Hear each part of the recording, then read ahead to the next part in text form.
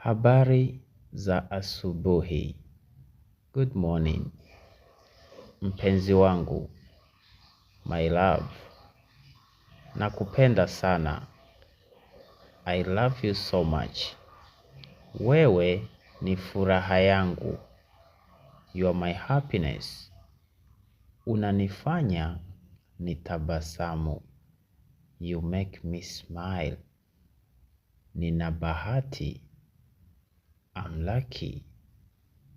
Kuwa na wewe. To have you. Wewe ni moyo wangu. You are my heart. Najali kuhusu wewe. I care about you. Nahitaji kukuona. I need to see you. Najivunia kukupenda. I'm proud to love you. Nitaendelea kukupenda. I will continue loving you.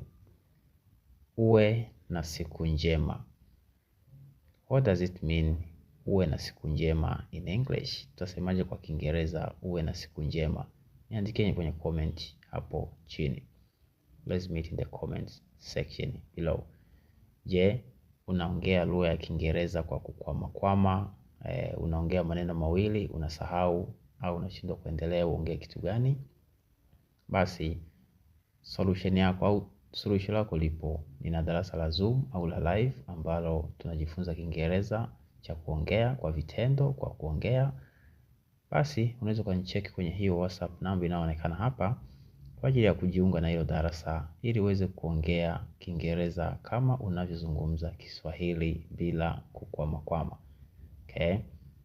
Pia kama unahitaji darasa lako binafsi kupitia WhatsApp, hata kama haijalishi unaanza kabisa au la, au unaboresha Kiingereza chako, basi nipo kukusaidia.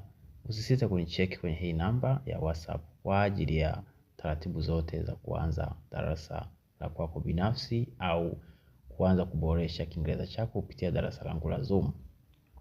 Niite Mwalimu Kidaha, nipo hapa kwa ajili ya kusupport ili kuweza kufikia malengo yako ya kuzungumza lugha ya Kiingereza kwa ufasaha zaidi. Thank you.